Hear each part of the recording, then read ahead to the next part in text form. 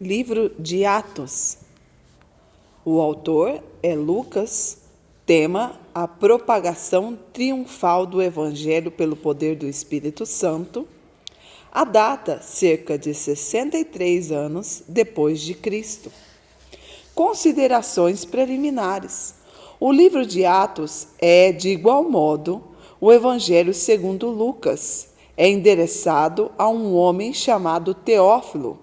Embora nenhum dos dois livros identifique-se nominalmente o autor, o testemunho unânime do cristianismo primitivo e a evidência interna confirmatória dos dois livros denotam que ambos foram escritos por Lucas, o médico.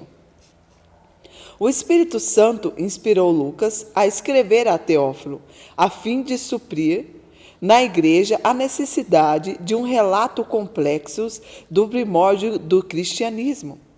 O primeiro tratado foi o seu evangelho a respeito da vida de Jesus e o segundo foi o seu relato em Atos sobre o derramamento do Espírito em Jerusalém e sobre o crescimento da igreja primitiva, tornando-se clara que Lucas era um escritor habilidoso, um historiador consciente e um teólogo inspirado.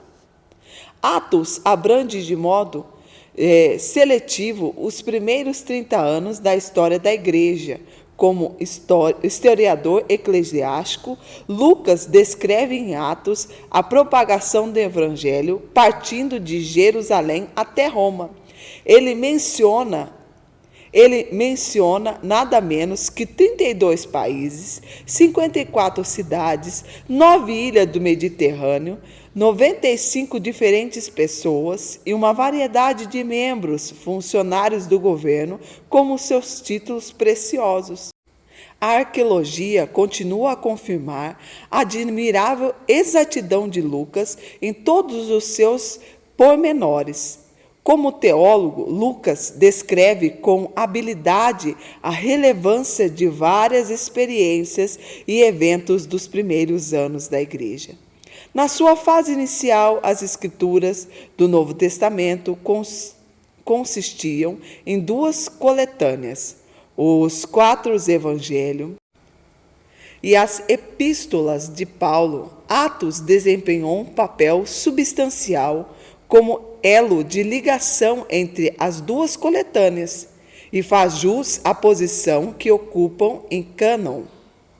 Nos capítulos 13 e 28, temos acervos históricos necessários para bem compreendermos os ministérios e as cartas de Paulo. O pronome nós, empregado por Lucas através de Atos, aponta-o como estando presentes nas viagens de Paulo. Propósito. Lucas tem pelo menos 2 propósitos ao narrar o começo das igrejas. Demonstra que o evangelho avançou triunfalmente das fronteiras estreitas do judaísmo para o mundo gentil.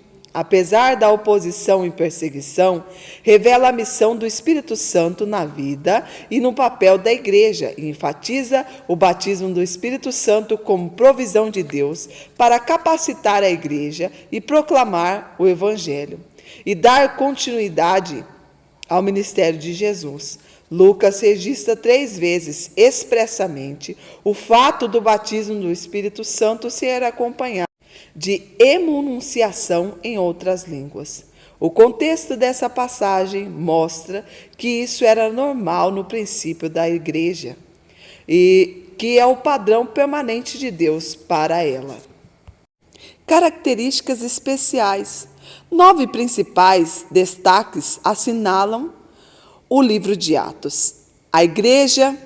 Atos revela a origem do poder da igreja e a verdadeira natureza da sua missão, juntamente com o princípio que devem norteá-las em todas as gerações. O Espírito Santo, a terceira pessoa da Trindade, é mencionada 50 vezes e o batismo no Espírito Santo e o seu ministério outorgaram poder, ousadia. santo temor a Deus, sabedoria, direção, dons espirituais, mensagens da igreja primitiva. Lucas relata com habilidade os ensinos inspirados de Pedro, Estevão, Paulo, Tiago e outros, apresentando assim um quadro da igreja primitiva, não encontrando noutro lugar. A oração. Os cristãos primitivos dedicavam-se à oração com regularidade e fervor, que às vezes duravam a noite inteira, produzindo resultados maravilhosos. Sinais maravilhosos, milagres.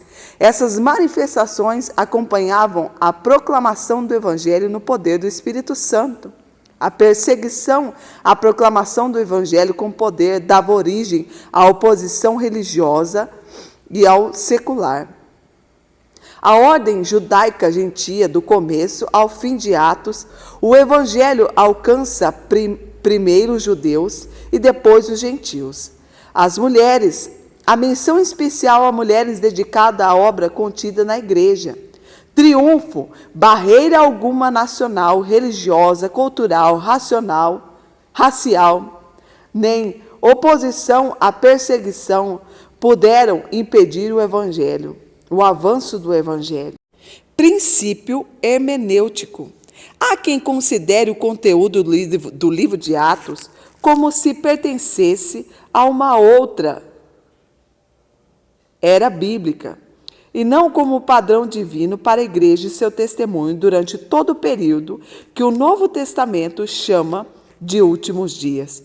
O livro de Atos não é simplesmente um compêndio de história da igreja primitiva.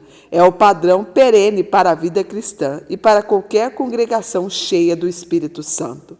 Os crentes devem desejar, buscar e esperar como norma para a igreja atual todos os fatos vistos no ministério e na experiência da igreja no Novo Testamento. Esses fatos são evidentes quando a igreja vive na plenitude do poder do Espírito Santo.